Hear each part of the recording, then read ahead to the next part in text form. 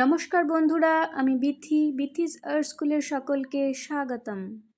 Fabric work করার সুন্দর একটি ডিজাইনার শাড়ি। ভিডিওটি যদি আপনাদের ভালো লাগে দয়া করে চ্যানেলটিকে সাবস্ক্রাইব করুন, লাইক করুন, শেয়ার করুন, কমেন্ট করে অবশ্যই জানান ভিডিওটি আপনাদের কেমন লাগলো। আপনাদের স্নেহ ভালোবাসাই আমার চলার পথের পথেও ধন্যবাদ।